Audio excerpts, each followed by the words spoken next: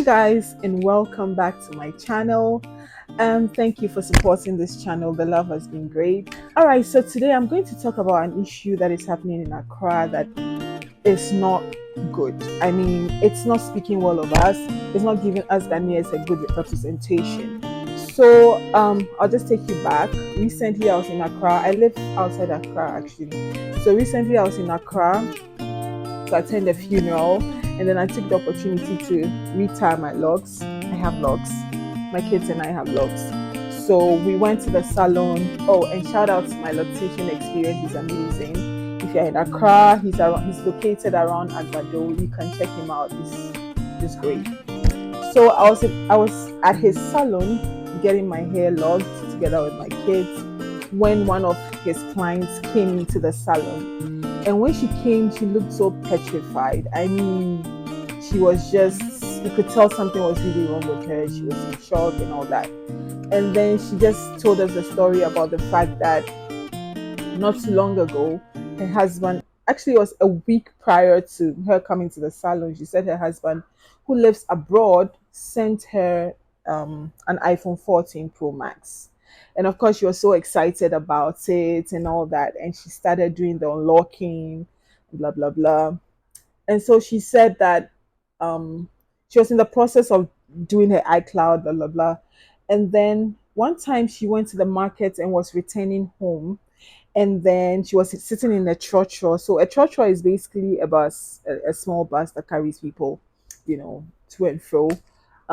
It's one of the cheapest means of transportation, and so a lot of people, some people use it in Ghana. So she was sitting in the trotro, and she was, pressing her phone as we always do, in this day of social media and whatnot.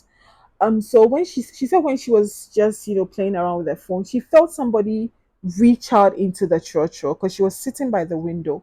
She felt someone reach out and try to grab her phone. And the person had a knife. She said the person used a knife, was trying to cut her wrist to grab the phone. So because she was wearing a watch, it kind of bit into or hit into the watch, and then but a bit of it cut her hand. So in the process, in her shock, she was like, and then weirdly, the person just grabbed the phone, and the person was on a motorbike, and then sped off. And she said that, like, she cried like no man's business. And then an eyewitness said, oh, he saw the guys, they were actually two on the motorbike. He saw them following her, but he never said anything. I guess he didn't know what they were about. So he didn't say anything. And she said that even when she told her husband, the husband was finding it difficult to believe and said that, well, he doesn't believe it was stolen, that she should return it. That aside, this issue, I mean, as soon as she said it, I just remembered my sister because a similar thing had happened to her about a month before. She was going to church with the kids. She wasn't driving. She took a taxi that day because she had issues with the car, and she was sitting in a taxi with her two boys. And whilst they were going, there was church service which was online. So she decided to join into the service virtually before heading to the church. And while she was watching the service on her phone in the taxi, she said it was like magic. Before she knew it, a motorbike had come close to the vehicle. The windows were down, by the way. And then they just grabbed the phone from her, turned around, and were off. The driver tried to turn out, but it wasn't safe. So she was in total shock. And for her, the most painful thing is the fact that they had it so easy to take the phone from her. You know, they took this phone from her. The shock of it all was like, it wasn't even about the phone, it was just about the way they went about taking the phone from her.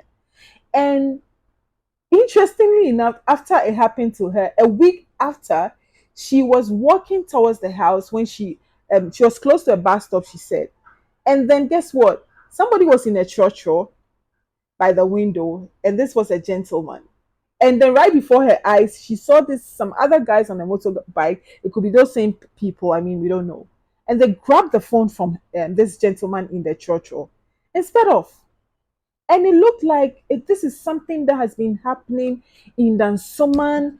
I don't know which other places it's been happening, but it looks like it's something really happening in Dansuman. Really happening in Dansuman. Like they are just stealing mobile phones all over the place. If you're not careful, you get hurt in the process. Like, what is happening? Ghana, this is not a good look. I remember back in the day when I was younger, it kind of started happening, and then, the police came in and they put a stop to it. But this thing, like when you go and report it to the police, of course you're not going to get your phone back, but they'll tell you, oh yeah, it's something that has been happening. I mean, this is the new thing happening. So what are they doing? What is law enforcement doing? You can't walk around in Accra and comfortably take out your phone. Like, you could be standing in front of your house, in front of your gate, and you're just making a call. You can't do that. They will basically wrestle the phone out of your hands. They'll fight you for your own phone. Like, who are the people buying these phones? Where are these phones ending up? What is happening to our country? What is happening, Ghana? We are doing year of return, what not. After the return, December in GH. Is this what we are going to welcome our visitors with? What is happening to our? I mean, the country is tough. We all know that. Everybody is suffering. And if somebody has hustled and has got a little phone, now the phone serves as a form of entertainment for all of us. I mean, the town is like, Ghana is crazy. The economy is in shambles. Everything is hard. 84 now, whatever did you any no, then the owners will just come snatch it from you. Like, what the heck is going on? The police needs to put a stop to this. Like, the lawlessness in the country is just becoming unbecoming. And as a Ghanaian, it's so painful because this is the time where a lot of tourists are coming into our country. And this is not a good look for us. It is not a good look for us. And this, I mean, the worst part is the trauma that victims go through after this situation. Like my sister, for a long time, was in a lot of fear. Because, and the kids also experienced it. They saw it. They couldn't understand why that happened. They had a lot of questions, like, why would anybody do that? What? So anytime my sister is holding a phone, my nephews are like, "Mommy, be careful! It could be snatched from you." Like, what is this? This is not the Ghana that we know. This is not the Ghana that we love.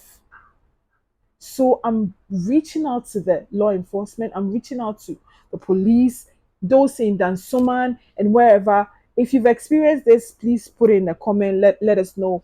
If you've, I mean, in Ghana and you've experienced it, please put it in the comment. Let us know, because it looks like we probably need to speak more about it so that those who matter can hear and do something about it. Those who can do something about it can hear and do something about it, because this is really, my light went off. Emma, please check. Oh, the light is gone. Yeah, so that's another thing. Doom saw my light is gone off because we're having power issues in the country. They said it's not doom saw, but we all know it is doom saw. So yeah, one of my lights is gone off because there's no electricity. So yeah, so that's the situation we are facing in the country. So Ghana, let's rise up, let's speak up so that we can put this to a stop. Come on, this is not us. This is not us, man. It's sad, especially in a season like this, where we are trying to push the nation forward, where we are trying to propagate the good things about Ghana, where we are trying to reach out to the world so that the world can see what a lovely country we are living in, what kind of lovely people we are in. We can't have visitors coming in and then they can't even use their phones whilst they're working because of fear of it being snatched, or because of fear of somebody hurting them just to take their phones away. Come on, we are bigger than this, Ghana. Thank you for watching, and just put in your comments and let me know if you've experienced this, if somebody you know has experienced this, and just let's bring ideas on how we can stop this. Thank you. Love you. Do tune in, do like, do comment. Bye.